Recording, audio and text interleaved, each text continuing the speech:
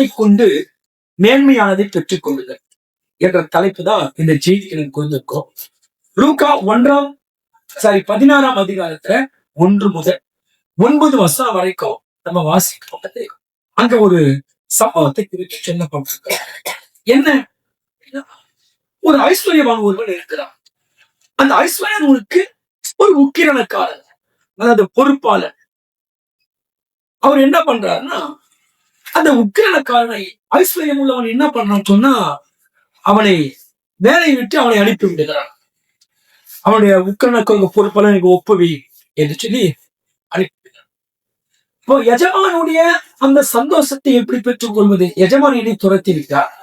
அப்ப எஜமானுடைய விருப்பத்துக்கு பிரியமானவனாய் எப்படி நான் மாறுவேன் என்று சொல்லி இவங்கிட்ட யாரெல்லாம் பணங்களை வாங்கி கொடுக்காமல் போகிறதோ அவங்க கிட்ட எல்லாம் கூப்பிட்டு, எவ்வளவு பணத்தை வாங்குறீங்க, உங்களுக்கு அதிகமா கொடுக்க முடியலன்னா என்ன கொடுக்கணுமோ அதை கொடுங்க அப்படின்ற மாதிரி பணத்தை வாங்கி அதை கொண்டு போய் அந்த ஐஸ்வர்யவானுக்கு கொடுக்க. அப்படி கொடுத்த போது அவனுக்கு சந்தோஷம். அப்போ இதுதான் இந்த கதையினுடைய சுருக்கம். இதுல இருந்து நம்ம என்ன பாடம் கற்றுக்கொள்ள போறோம் நம்ம கேட்கலாம். கவனிங்க. குறிப்பா பைபிள் சொல்லு லூக்கா 16:9 நீங்கள் மாறும் போது உங்களை நித்திய வீட்டிலே ஏற்றுக்கொள்வார் உண்டாகும். அழிந்து போகிற உலக பொருட்களால் உங்களுக்கு நண்பர்களை சம்பாதித்துக் கொள்ளுங்கள் என்று வேதம் சொல்லுங்கள்.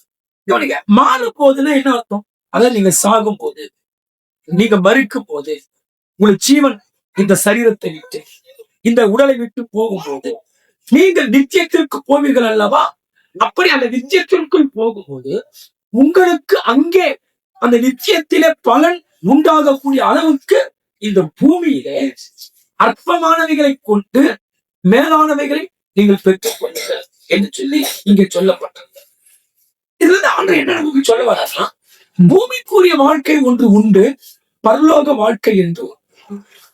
பூமிக்குரிய வாழ்க்கை எப்படிப்பட்டது அப்படின்னா, பூமிக்குரிய வாழ்க்கை அற்ப பிரயோஜனமான. பூமியில யாருமே நிலையாய் வாழ்ந்தவர்கள் யாருமே கிடையாது. ஒருத்தர் பாடினார், வாழ்ந்தவர் கோடி மறைந்தவர் கோடி, மக்களுடைய மனதில் நின்றவர் யார். கவனி. அப்போ இந்த பூமிக்குரிய வாழ்க்கை அற்பமானது. இந்த பூமிக்குரிய ஓட்டத்திற்கு ஒரு நாள் ஒரு முடிவு இருக்கிறது. எப்படி ஓடினாலும் சரி, நேர்பாதையில ஓடினாலும் சரி, இல்ல தவறான பாதையில ஓடினாலும் சரி, இல்ல என் இஷ்டத்திற்கு நான் ஓடினாலும் சரி, எப்பேற்பட்ட ஓட்டமானாலும் எல்லா ஓட்டத்திற்கும் ஒரு நாள் என்ன இருக்குன்னா ஒரு முடிவு அந்த ஓட்டத்திற்கு இருக்கு. என்ன? ஒரு சிலர் முந்திக் கொள்வார்கள், ஒரு சிலர் இன்னும் கொஞ்சம் பிந்தி போவார்கள். தவிர யாரும் இந்த உலகத்திலே நிலையாய் நிலைத்தவர்கள் யாரும் இந்த உலகத்திலே கிடையவே கிடையாது. அப்போ எல்லாருடைய ஓட்டத்திற்கும் ஒரு முடிவு இருக்கிறது. பவுல் சொல்கிறார், நல்ல போராட்டத்தை போராடின. அவர் சொல்லுகிறார், நல்ல போராட்டத்தை போராடினேன், ஆனால் ஓட்டத்தை முடித்தேன். இயேசு பாருங்க, அவ்வளவாய் கர்த்தருக்காக ஓடினவர். ஆனா அவர் சொல்றாரு, எல்லாம் செய்து முடித்தேன் என்று சொல்லும். அப்போ எப்படிப்பட்ட ஓட்டமானாலும் மனிதன் ஓடுகிற எந்த ஓட்டத்திற்கும் ஒரு நாள் அந்த ஓட்டத்திற்கு முடிவு. அப்போ ஓட்டத்தை முடிக்கும் போது எங்க போய் நம்ம ஓட்டத்தை முடிப்போம்? அது நிறைய பேர் யோசிக்கிறது. இந்த பூமியில கண்ணை மூடணும், இந்த கண்களை நம்ம எங்க போய் திறப்போம்? அத மக்கள் யோசிக்கிறது. இந்த பூமியை விட்டு போகும்போது நம்முடைய ஆத்மா எங்க போவோம்? அதை நிறைய பேர் என்ன பண்றதெல்லாம் யோசிக்கிறது. ஆனா பைபிள் சொல்லி, நீங்கள் மாளும் போது, அப்படி மாறக்கூடிய நீங்கள் உங்களை நித்திய வீடுகளிலே ஏற்றுக்கொள்வார் உண்டாகும்படிக்கு அழிந்து போகிற உலக பொருளை வச்சு அழியாத மேன்மையை நீங்கள் சுதந்திரித்துக் கொள்ளுங்கள் என்று சொல்லி வேதம் இங்கே சொல்லுங்க. நல்லா கவனிக்க. அதாவது மறுமைக்கான வாழ்வை குறித்து இங்க ஆண்டவர் இம்மைக்கான வாழ்வை குறித்து பேசுகிறார். இரண்டாவது மறுமைக்கான வாழ்வை குறித்து பேசுகிறார். இம்மைக்குரிய வாழ்க்கை அற்பமானது, ஒரு நாள் ஒரு முடிவு இருக்கிறது. அது சொத்திருக்கிறோம் அற்ப பிரயோஜனமற்றது. ஆனால் மறுமைக்கான வாழ்வு என்பது அது நித்தியமானது, நிலையானது, அது அழிவு என்பதே கிடையவே கிடையாது. அப்போ அந்த மறுமைக்கான வாழ்க்கையில ஒரு மனிதன் செல்ல வேண்டும். அப்படி சென்றவன் அங்கே பலனை சுதந்திரித்துக் கொள்ளவே. நிறைய பேரு அங்க இருக்குதா, அங்க என்ன கூட இல்லாமல் இருக்கிறாங்க. சப்போஸ் அங்க போனா நமக்கு பலன் கிடைக்குமா, அதை குறித்தும் அவங்க யோசிப்பது கிடையாது. நல்லா கவனிக்கலாம். அப்போ மறுமைக்கான வாழ்க்கையில ஒரு மனிதன் பலனை பெற்றுக் கொள்ள வேண்டுமானால் எப்படி? உதாரணத்துக்கு சொல்றேன், ஒரு பிள்ளை போய் எக்ஸாம் எழுத போறான்னு வச்சுங்க, அவன் நல்ல மதிப்பெண்களை எடுக்க வேண்டுமானால் அவன் இதுக்கு முன்னாடி அவன் நல்லா படிச்சவனா இருக்கும். ஒருத்த போய் தன் வேலைக்கான சம்பளத்தை உடன் பெற்றுக்கொள்ள எஜமானுக்கு முன்னாடி நிற்கிறான். அவன் மாசம் முழுக்க வேலை செஞ்சிருந்தான்னா எஜமான் எனக்கு தாராளமாய் கொடுப்பார் என்ற எண்ணம் அவனுக்கு இருக்கும். அவன் ஒரு 2 நாளைக்கு 3 நாளைக்கு வேலைக்கு போயிட்டு நின்றுந்தான்னா அவனுக்கு வர வேண்டிய வருமானம் அங்கே வராது. அதே வண்ணமாக நாம் நித்திய ஜீவனிலே பலனை பெற்றுக்கொள்ள வேண்டுமானால் இந்த பூமியில நம்ம வாழ்ந்த வாழ்க்கை, நம்ம வாழ்கிற வாழ்க்கை முறைகள், நம்ம என்ன செஞ்சோம், எவ்வளவு கர்த்தருக்காக ஓடினோம், எத்தனை ஆத்துமாக்கள் ஆதாயப்படுத்தினோம், நம்முடைய வைராக்கியம் எப்படி இருந்தது, நம்ம கர்த்தருக்காக எதை கொடுத்திருக்கிறோம், இதையெல்லாம் பொறுத்துதான் நம் நித்திய ஜீவனை அடைவதற்கு. இயேசுவை உடையவன் எல்லாம் உடையவன், ஆனால் இயேசு இல்லாதவன் ஒன்றும் இல்லாதவன். அப்போ நித்திய ஜீவனுக்கு ஸ்தோத்திரிக்க ஆண்டவர் நமக்கு வைத்தது உண்மை. ஆனால் அந்த நித்திய ஜீவன்ல நம் பலனை பெற்றுக் கொள்வதற்கு இந்த பூமியில அற்பமானவைகளை நாம் செலவிட்டு மேன்மையானவைகளை நாம் சுதந்திரித்துக் கொள்ள வேண்டும். கவனிக்கலாம், ஆண்டவர் எப்போதுமே பணத்தை அநியாயம் என்று ஆண்டவர் சொல்லவே இல்லை. பைபிள் எங்கேயுமே பணம் அநீதியானது, பணம் கூடவே கூடாது, பணம் யாரும் விருப்பப்படாதீங்க அப்படின்னு சொல்லி பைபிள் ஒரு நாளை யாருக்கும் கற்றுக் கொடுக்கவில்லை. பைபிள் சொல்லும் பணமோ எல்லாவற்றுக்கும் உதவும் என்றுதான் வேதம் சொல்லுது. அப்போ ஆண்டவர் சொல்றாரு பணம் எல்லாவற்றுக்கும் உதவும் தான். ஆனா கடவுளை விட்டு அந்த பணத்தின் மீது மட்டும் நீ சாய்ந்து, கடவுளோடு இருந்து பணத்தை நாம் கையாள வேண்டும் தவிர கடவுளை விட்டு பணத்தை மட்டும் நம்ம கையாளக்கூடிய எண்ணத்துக்குள் ஓடக்கூடாது. அப்ப ஆண்டவர் சொல்ற செல்வம் தேவை, பணம் தேவை, ஆனால் அதன் மீது சாய்ந்து கொண்டால், அதை அதிகமாய் நீ முன்வைத்து விட்டால் அது உன்னை வஞ்சித்துவிடும், அது உன்னை ஏமாற்றிவிடும் என்றுதான் ஆண்டவர் இங்கே சொல்லுவோம். அப்ப என்ன, கர்த்தருடைய பிள்ளைங்க, கர்த்தர் நம்முடைய கைகளிலே கொடுத்த அந்த பணங்களை, அந்த செல்வத்தை, அந்த ஆஸ்தியை நம் சரியான முறைகளிலே நம் கையால கற்றுக்கொள்ள வேண்டும். நிறைய பாருங்க, கடவுள் கொடுக்கிற கஷ்டப்பட்டு சம்பாதிக்கிற பணத்தை தப்பா ஊதாரித்தனமா செலவு பண்ணுவாங்க. குடிப்பழக்கத்தை செலவு பண்ணுவாங்க, தப்பான உறவுகளை செலவு பண்ணுவாங்க, போதை வஸ்துக்களை வாங்குறதுக்கு அதை செலவு பண்ணுவாங்க. அப்போ இவங்க கஷ்டப்பட்டு கடவுளை உங்களுக்கு பலன் தந்து அந்த பலத்துல சம்பாதிக்கிற பணத்தை எல்லாம் கொண்டு போய் வீணா விரயமா என்ன பண்ணுவாங்கன்னா செலவு பண்ணுவாங்க. பத்தலான பையில போடுற மாதிரி போட்டுக்கிட்டு இருப்பாங்க. பைபிள்ல பணத்தை தப்பா கையாண்டவங்களும் இருக்கிறாங்க, ஆனா அதே பணத்தை சரியாய் கையாண்டவங்களும் பைபிள்ல இருக்கிறாங்க. பணத்தை தவறாக கையாண்டவர்கள் பைபிள்ல பார்க்கும் போது முதல்ல இளைய மகனை குறித்து பைபிள்ல படிங்க. லூக்கா 15ஆம் அதிகாரம் நீங்கள் 1 இருந்து நீங்க அப்படியே கட்டினா படிச்சுட்டு வந்தீங்கன்னா லூக்கா 15ஆம் அதிகாரத்துல 12ஆம் வசனம் வரும்போது அங்கு சொல்லப்பட்டிருக்கு, ஒரு தகப்பனுக்கு 2 பிள்ளைகள் இருந்தாங்க. ஆதி காலத்துல ஒரு தகப்பன் மரித்த பின்புதான் அந்த சொத்துல பாகங்களை பிரிக்க வேண்டும்.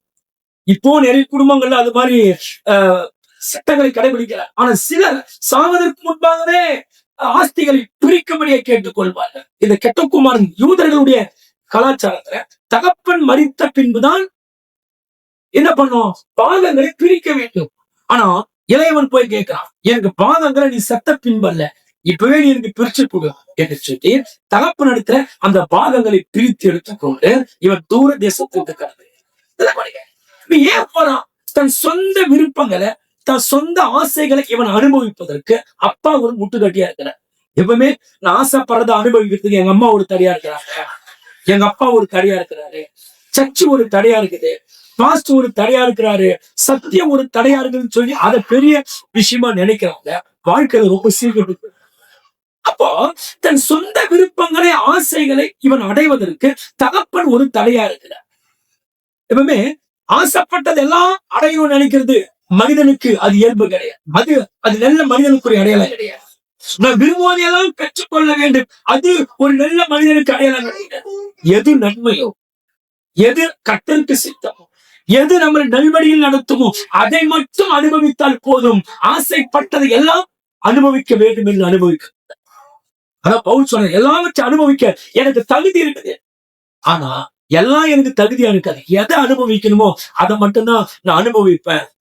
அப்ப என்ன பண்றான்? முதலாவது தகப்பனை விட்டு இவன் என்ன பண்றான்னா இவன் பிரிந்து. 2வது கவிதை, தகப்பனை விட்டு பிரிந்து போறான்னா இவன் குடும்பத்தை விட்டு பிரிஞ்சு போறானா. குடும்பம் தான் நம்முடைய அடையாளம்.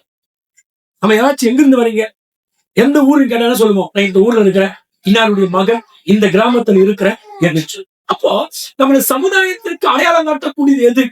நம்முடைய குடும்பம் தான் நம்மளை இன்னார் என்பதை அடையாளம் காட்டுகிறது.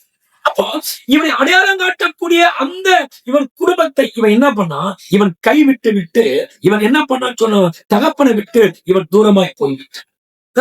நீங்க யோவான் 5ஆம் அதிகாரத்துல படிச்சீங்கன்னா, அங்க படிக்கும் போது ஒரு சம்பவம் அங்கே சொல்லப்பட்டிருக்கும். என்ன சம்பவம் அப்படின்னு சொல்லி பாத்தீங்கன்னா, 38 ஆண்டுகளாக ஒரு மனிதன் பெதஸ்தா குளத்தண்டையிலே படுத்துக்கிறார். எத்தனை வருஷம்? 38 ஆண்டுகள் அந்த பெதஸ்தா குளத்தண்டையிலே அவன் படுத்துக்கிறார். அங்க இருக்கிற யாருக்கும் உறவுகளோ சொந்த பத்தங்களோ அந்த இடத்துல யாருமே அவங்களுக்கு கிடையவே கிடையாது. ஒரு ஊருக்கு உள்ள இருந்திருக்க, ஆனா உறவுகள் சொந்த பந்தங்கள்லாம் அவங்க வெறுத்ததுனால எல்லாரும் யாரும் இல்லாத அனாதைகளை போல அந்த பெதஸ்தா குளத்தண்டையில் இருக்கிற அந்த மண்டபத்துல எல்லாரும் தங்கி இருக்கிறார். கவனிக்கணும். அப்படி தங்கி இருக்கிற அந்த நேரத்துல இயேசு கிறிஸ்து அந்த வழியாக போகிறார். அப்படி போகும்போது 38 ஆண்டுகளாய் வியாதி கிடக்கிற ஒரு மனிதனை பார்த்து ஆண்டவர் கேட்கிறார், நீ சுகமாக விரும்புகிறாய்? அதுக்கு சொன்ன பதில் பாருங்க, சுகமாக விரும்புகிறேன், ஆனால் என்னை கொண்டு போய் அங்கே விடுவதற்கு என் குடும்பத்தாரோ என் குடும்பத்தில் இருக்கிற மனைவியோ பிள்ளைகளோ யாரும் எனக்கு இல்லை. அப்ப என்ன, குடும்பம் என்ற ஒரு அடையாளத்தை ஒரு மனிதன் இழந்து விட்டால் அவன் வாழ்க்கையில ரொம்ப கஷ்டப்பட வேண்டிய, ஆணா இருந்தாலும் பெண்ணா இருந்தாலும் அந்த குடும்பம் என்ற அடையாளத்தை ஒருவர் இழந்து விடக்கூடாது. மனைவி பிள்ளை என்ற அடையாளத்தை இழந்து அவன் தனியா இருப்பது கர்த்தருக்கு சித்தம் அல்ல. நம்ம தனியா இருக்க கூடாதுக்காகத்தான் ஆண்டு குடும்பத்தை இணைத்து கொடுத்தார். அப்போ இவன் எதை இழந்தான்? தகப்பன் என்ற அடையாளத்தை இழந்தான், குடும்பம் என்ற அடையாளத்தை இழந்தான். இவன் தூர தேசத்திற்கு போனான். தூர தேசம் என்றால் என்ன?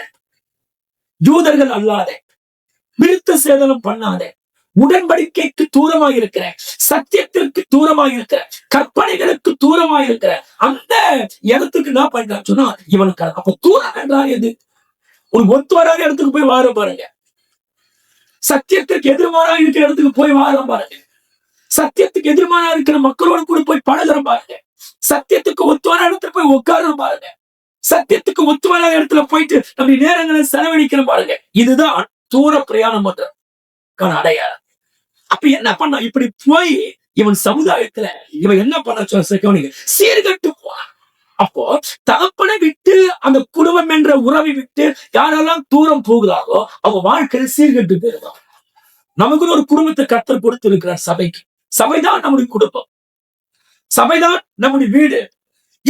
இந்த உறவை நாம் துண்டித்து விடக்கூடாது. அப்படி துண்டு அந்த அடையாளத்தை நீங்கள் இழந்து விட்டால், குடும்பம் என்ற இந்த அடையாளத்துக்குள் நீங்க இருக்கிறன்னு சொன்னா நம்ம சீர்கட்டு போவதற்கு யாரு சபையோட ஐக்கியமா இல்லையோ, சபையோட ஒழுங்குக்குள்ள யார் வரலையோ அவங்க எல்லாம் சீக்கிரத்துல வழி தப்பி போய் என்ன பண்ணுவாங்கன்னா அவங்க சீர்கட்டு போயிடுவாங்க. அப்ப என்ன பண்றான் இப்படிப்பட்டவன்?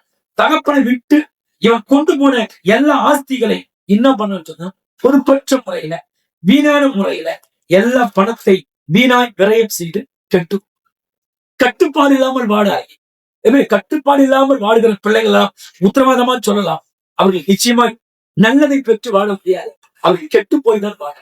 அப்போ இவனுக்கு கட்டுப்பாட்டை இவன் விரும்பவில்லை. அப்பாவுடைய கண்ட்ரோலை விட்டு ஒருத்தன் போறான்னா கட்டுப்பாட்டை விரும்புறான்னு அர்த்தம். ஒரு ஊழியக்காரனுடைய கண்ட்ரோலை விட்டு ஒருத்தன் போறான்னு சொன்னா அவன் கட்டுப்பாடை விரும்புறான்னு அர்த்தம். அப்போ கட்டுப்பாடு இல்லாத ஒரு வாழ்க்கை வாழ்ந்து பைபிள் சொல் வேசிகள் இடத்திலே பணத்தை செலவழித்தான். அப்ப இவன் கொண்டு போன பணத்தை எப்படி செலவழிச்சான்?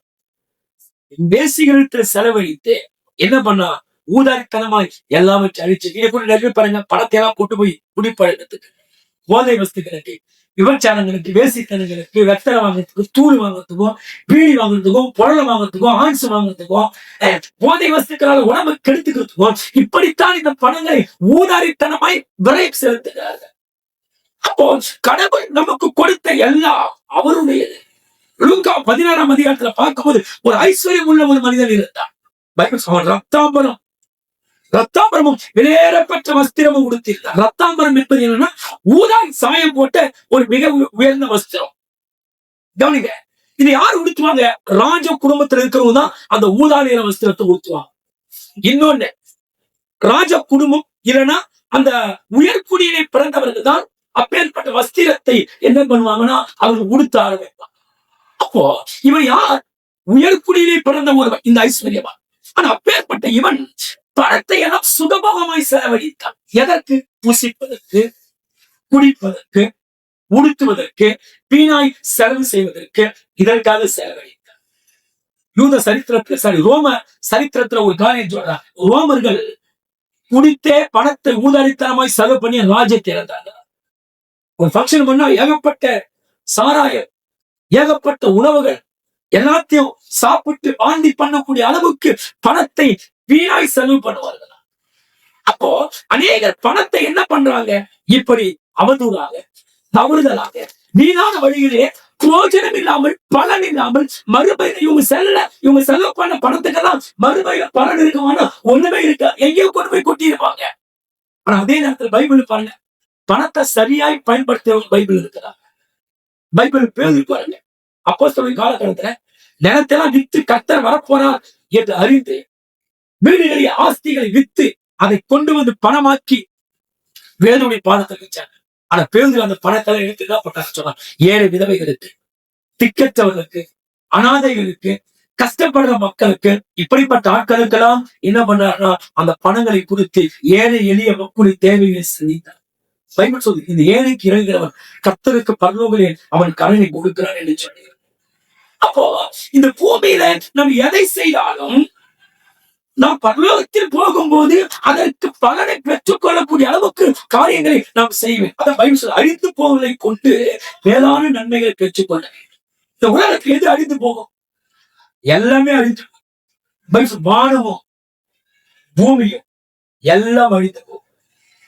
நம்ம பார்க்கிற வானம், பூமி, பூமியில இருக்கிற எல்லாம் மனிதர்கள் முதற்கொண்டு, மிருகங்கள் முதற்கொண்டு எல்லாம் ஒரு நாள் என்ன பண்ணுச்சுன்னா எல்லாம் ஒரு நாளிலே ஒன்றுமில்லாமல் தோற்றிருக்கிறோம், அழிந்து போய். அப்போ அழிந்து போகக்கூடிய இந்த உலகத்துல வாழ்கிற நாம அழிந்து போகிற பொருளை பயன்படுத்தி பூமியிலே கர்த்தருக்கேற்ற வழிகளிலே செலவிட்டு மறுமைக்கு போகும்போது அங்க மேலான நன்மைகளை சுதந்திரித்துக் கொள்கிற அளவுக்கு நாம் அதை செலவு செய்ய வேண்டும் என்று வேதம் நமக்கு கற்றுக் கொடுக்கும். செல்வம் பாருங்க, ஒண்ணு யாருக்கிட்டுமே செல்வம் நிலையா நினைச்சிருக்காரு. நம்ம எவ்வளவுதான் மாசம் முழுக்க கஷ்டப்பட்டு சம்பளம் ஆனாலும் அதை அப்படியே வச்சிருக்க முடியுமா? முடியாது. எத்தனை பேர் சம்பாதிச்சாலும் அது ஒண்ணு குறைச்சிடும், இல்லாம இழந்துவோம் இல்லையா? அந்த பணத்துல பற்றாக்குறை ஏற்படும். அப்போ நம்முடைய செல்வத்தை இந்த பூமிக்குரிய வாழ்க்கையில் மட்டும் நாம் ஸ்தோத்திரிக்க அனுபவிக்க முடியுமே தவிர இந்த செல்வத்தை இந்த பூமிக்கு அப்பால் இருக்கிற வாழ்க்கைக்கு இந்த செல்வத்தை, பணத்தை நம்மால் எடுத்துச்சாங்க. யோசித்து பாருங்க, இந்த பூமியில் இருக்கிற எல்லா சொத்து சோகம் பொருள் எல்லாத்தையும் ஒரு பேக்ல போட்டு நான் பரலோகம் போகுது கூட கொண்டு போறேன், எடுத்துமா முடியுமா? சொல்லுங்க. நிறைய வீட்டுல செத்துட்டாங்களா, யாராச்சும் ஒரு பாக்கெட்ல ஒரு 5 ரூபாய் வச்சு அனுப்புவாங்க. அவர் சாராயம் குடிச்சாருன்னா பாட்டில் வாங்கி வச்சு அனுப்புவாங்க. ஏதாவது சாப்பிட்ற பொருள் ஆசைப்படுறதுனால சாப்பாடு வாங்கி வச்சு அனுப்புவாங்க. என்ன லாபம்? அப்போ இந்த பூமிக்குரிய எந்த மாம்சமும் ரத்தமும் தேவனுடைய ராஜ்யத்தை சுதந்திரிக்க மாட்டாது. மாம்சமும் ரத்தமும் தேவனுடைய ராஜ்யத்தை என்ன பண்ணாதான் அது சுதந்திரிக்க மாட்டாது. அப்போ நாம் இந்த பூமியில் இருக்கிற எந்த ஒரு பொருளையும் இந்த பூமி இருக்கிற வரைக்கும் அனுபவிக்க முடியும், சாப்பிட முடியும்.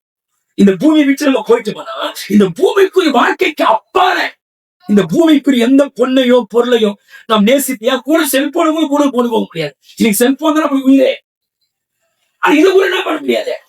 அப்ப இந்த பூமியில அனுபவிக்கிற எதையுமே நாம் மறுமைக்கு எடுத்து செல்ல முடியாது.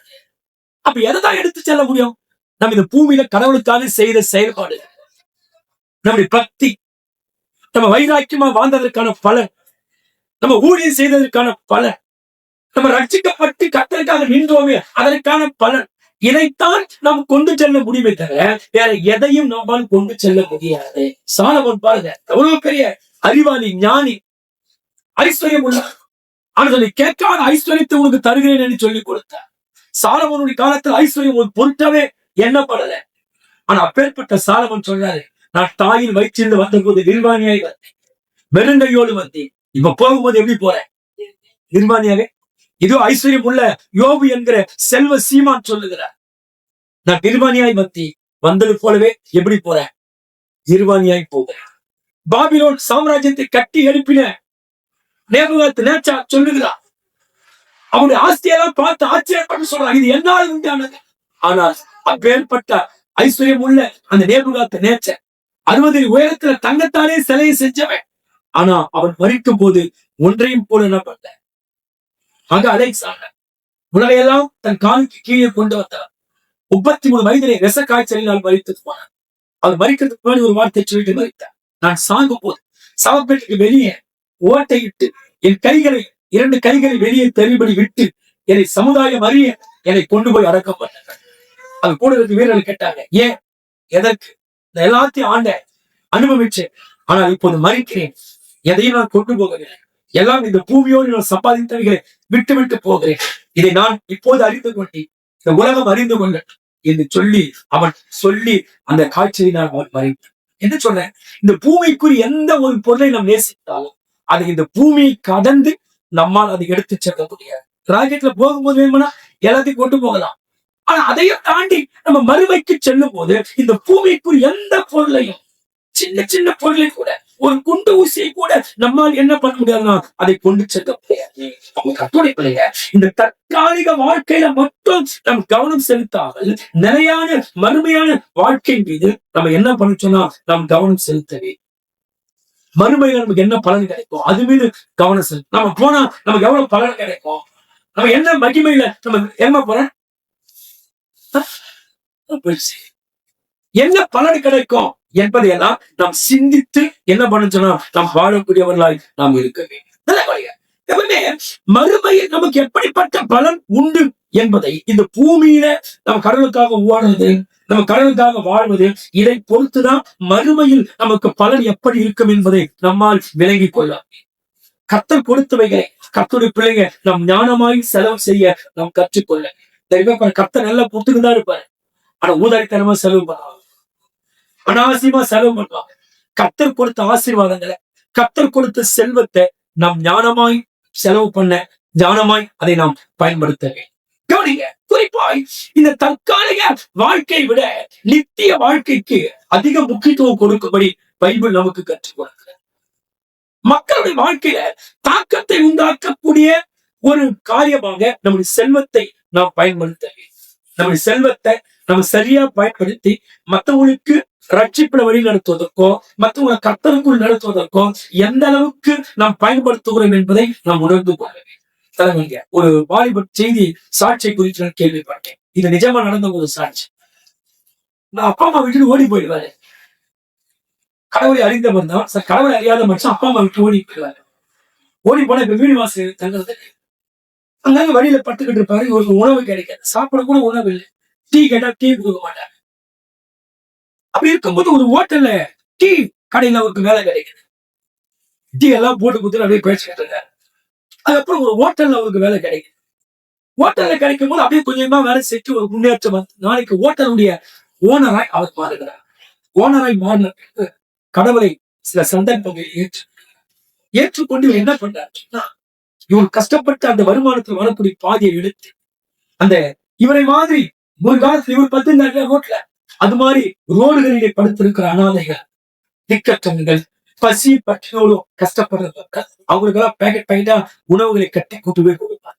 இதை பார்த்த மக்கள் எல்லாம் தொடர்ச்சியா இதை பார்த்ததுனால இவர் நிமித்தம் கடவுளுடைய அன்பை அவங்க புரிந்து கொண்டு அநேகர் என்ன பண்ணாங்கன்னா கடவுளை ஏற்றுக்கொள்ளார்.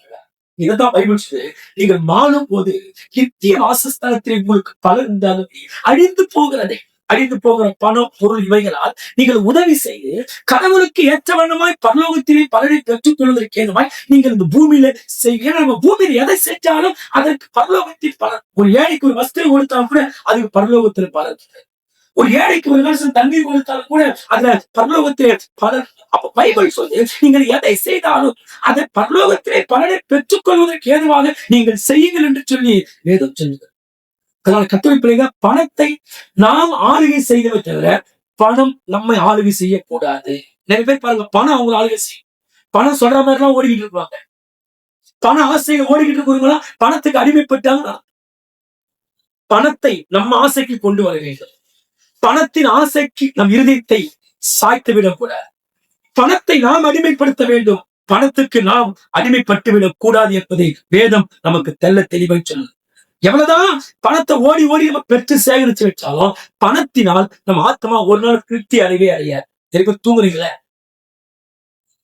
கவனி. அப்ப பணப்பிரியன் பணத்தினால் திருப்தி அடைவது இல்லை, செல்வ பிரியன் செல்வத்தினால் திருப்தி அடைவது இல்லை. இதுவும் மாயையே. சாலமோன் சொல்ற நமக்கு திருப்தி எதில் உண்டாகும்? நல்லா கவனிக்கிறோம். நம்ம கிட்ட எவ்வளவு பணம் இருக்குது, நம்ம பேங்க்ல எவ்வளவு அக்கௌண்ட்ல பேலன்ஸ் இருக்குது, எவ்வளவு பாக்கெட்ல பணம் வச்சிருக்கிறோம், எவ்வளவு நகையை சேர்த்து வச்சிருக்கிறோம், இதை பொறுத்து ஒரு மனிதனுக்கு திருப்தி அமையவே அமையாது, சந்தோஷம் அமையவே அமையாது.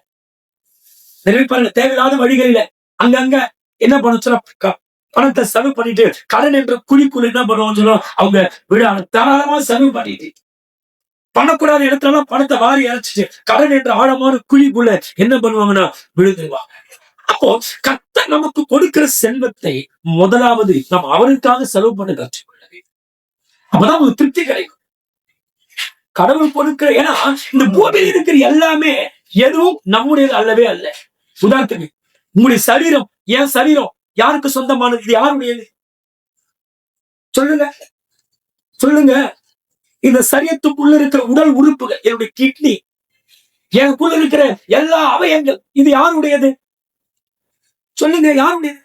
அப்பா அம்மா கடையில போயிட்டு வாங்கி வந்து மெக்கானிக்கல பைக் ஃபிட் பண்ற மாதிரி ஃபிட் பண்ணி கொடுத்தாங்க கிட்னியால நமக்குள்ள. அப்ப நமக்குள்ள இருக்கிற உடல் உறுப்புகள், நம்முடைய கண்கள், நம்முடைய மூளை, பல காரியங்களை யோசித்து ஸ்டாப் பண்ணி வைக்கிறோம். இப்பேற்பட்ட ஆசீர்வாதத்தை யார் கொடுத்தது? கடவுள் நமக்குள் கொடுத்திருக்கிறார். நடக்கக்கூடிய கால்கள், சாப்பிடக்கூடிய கைகள், பார்க்கக்கூடிய கண்கள், நுகரக்கூடிய மூக்கு, சரிங்களா, சுவாசிக்கக்கூடிய உடல் உறுப்புகள் எல்லாவற்றையும் கர்த்தர் தான் நமக்கு கொடுத்தார். அப்போ நம்ம கிட்ட இருக்கிறது எல்லாமே நம்ம சம்பாதிக்கிற பணம், என் சரீரம், என் உடல் உறுப்பு, என் பிள்ளைகள், என்னுடைய வீடு, என்னுடைய ஆஸ்தி எல்லாம் யாருடையதுன்னா பைபிள் சொல்லுது அது கர்த்தருடைய.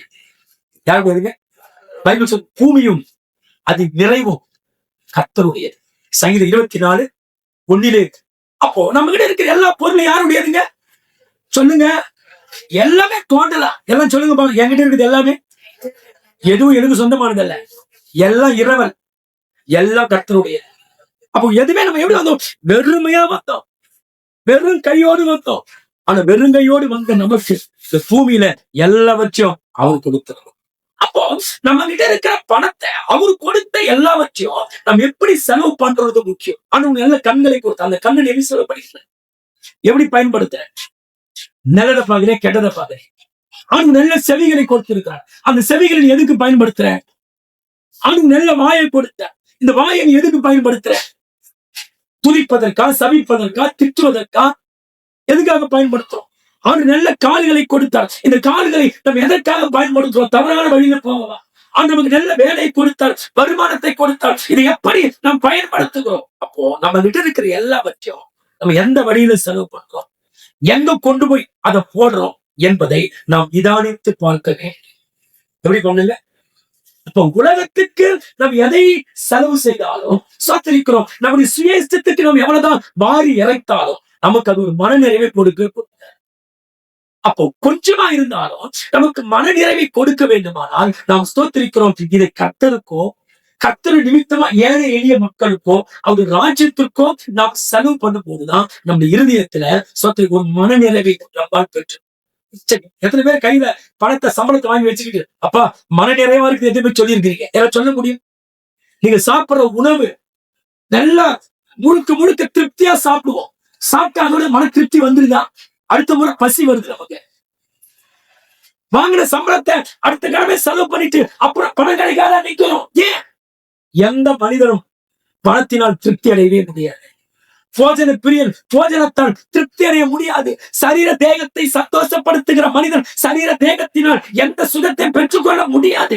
அப்புறம் என்ன பண்ணணும்? கொஞ்சம் பணமா இருந்தாலும் நமக்கு ஒரு மனநிறைவை கொடுக்க வேண்டிய, ஆனால் பரலோகத்தில் நம்ம பலனை பெற்றுக்கொள்கிறார். கர்த்தருக்கு உரிய பாகத்தை நாம் கர்த்தருக்கு செலுத்த வேண்டும். நான் சொல்ற வசந்தம் மட்டும் பைபிள் எடுத்து வாசிங்க. நீதிமொழிகள் 3:1. எல்லாரும் எடுத்து கடைசியான வசந்தமாக வாசிக்க முடிச்சுக்கலாம். நீதிமொழிகள் 3:9 எல்லாம் சேர்ந்து வாசிக்கலாம்.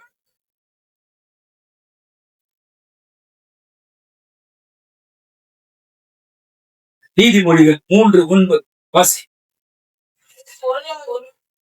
சத்தமா வாசி.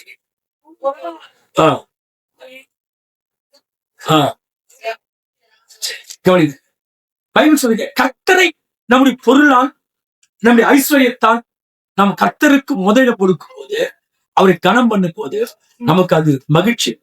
எதை கொடுக்குங்க? எதை கொடுக்கும்? மன நிறைவு கொடுக்கும். அடுத்தது மல்கியா 3:10 வாசி.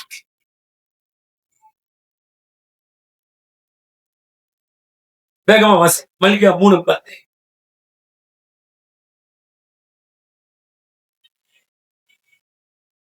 என் ஆலயத்தில் ஆகாரம் தசமமாக எல்லாம் பட்டகசாலையில் கொண்டு வாருங்கள். அப்பொழுது நான் வானத்தின் படகடிகளை திறந்து இடம் கொள்ளாமல் போகும் மட்டும் உங்கள் மேல் ஆசீர்வாதத்தை வர்ஷிக்க மாட்டேனோ என்று அதனால் என்னை சோதிப்பார்கள். இதே நீங்க மத்த 23 வருஷத்துல அப்படி சொல்ல வாசிக்கலாம். கவனிங்க, எதுக்கு இந்த வசனத்தான் சொல்றான்னா, நம்ம கொஞ்சமாய் சம்பாதித்தாலும் அந்த கொஞ்ச வருமானம் நமக்கு மனநிறைவை கொடுக்க வேண்டும், சந்தோஷத்தை கொடுக்க வேண்டுமானால், அந்த கொஞ்சத்தை வைத்து நித்தியத்தில் மேலான பலனை பெற்றுக்கொள்ள வேண்டுமானால், கர்த்தருக்கு இந்த பூமியில நம்ம கர்த்தருக்காகவோ அவருடைய ராஜ்யத்துக்காகவோ அவருடைய வார்த்தைக்காகவோ ஏழை எளிய மக்களுக்காகவோ ஊழிய பணிகளுக்காகவோ நாம் செய்யும் போது பைபிள் சொல்றது அது நமக்கு மனநிறைவை கொடுக்கும். அதோடு நின்று விடாது, நித்தியத்திலே அதற்கான பலனை நாம் பெற்றுக்கொள்வோம் என்று. அழித்து போகிற பொருட்களா நண்பர்களை உங்களுக்கு நித்தியத்திலே சம்பாதித்து. அப்ப என்ன அர்த்தம் பாருங்க, ஐஸ்வர்யவான் துரத்திட்டான். ஆனா எஜமானுடைய சந்தோஷத்தை எப்படி பெற்றுக்கொள்வது? எஜமானுடைய மதிப்பை எப்படி பெற்றுக்கொள்வது? அதனால பணத்தினால் அதை செய்து பெற்றுக்கொள்வது. அப்ப கர்த்தர் நாம கூட அழிந்து போகிற பணம் எல்லாம் அழித்து போயிடும், பொருள் உடைமைகள் எல்லாம் அழிந்து போகும். அழிந்து போகக்கூடிய இந்த பூமிக்குரிய இவைகளால் நீங்கள் ஏழை எளியவர்களுக்கு, திக்கற்றவர்களுக்கு, இல்லாதவர்களுக்கு, கர்த்தருக்கு தசமபாகமாக, காணிக்கையாக, ஊழியர்களுக்கு இதையெல்லாம் நீங்கள் கொடுத்து கர்த்தருக்கு செய்யும் போது நித்தியத்திலே மேலானவைகள் நம்ம கொடுத்து நீங்க அற்பமானவைகள் தான்.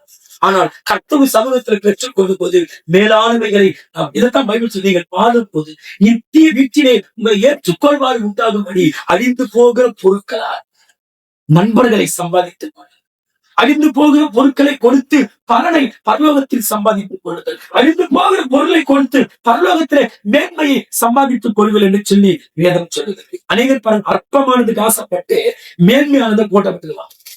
பைபிளை பாருங்க, யூதாஸ் 30 வெள்ளிக்காசு அற்பமான பணம். இந்த அற்பமான பணத்துக்கு ஆசைப்பட்டு மேலான நித்திய ஜீவனை இழந்து விட்டான், ஊழியத்தை இழந்து விட்டான், பொறுப்புகளை இழந்து விட்டான். ஏன்? அற்பத்துக்கு ஆசைப்பட்டு மேலானவைகளை இழந்து விட்டான். அதான் பவுல் சொல்றார், பூமியில் உள்ளவைகளே இல்லை, அதெல்லாம் அற்பமானவைகள், ஆனா அழியாத மேலானவைகளை நாடுங்க. சீசர்லாம் சொல்றாங்க, ஆண்டவரே வீடு வாசல் எல்லாத்தையும் விட்டுட்டு வந்தமே, எங்களுக்கு பரலோகத்தை என்ன கொள்வீங்க ஆண்டவரே? இம்மையிலும் மறுமையிலும் துன்பத்தோடு கூட நுரத்தனியான பலனை மறுமையில் பெற்றுக்கொள்வீங்க. பூமியில எல்லாம் ஒரு நாள் அழிந்து, இந்த சரீரம் அழிந்து போகும்.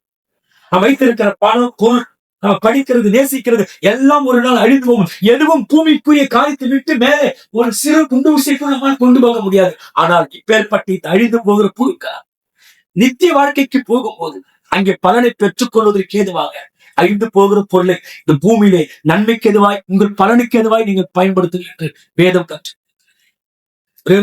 சொல்லி முடிச்சுக்கிறேன். கொரியா தேசத்துல நான் கொரியன் சைடு ஒரு 4 வருஷம் படிச்சேன் பைபிள் காலேஜ்.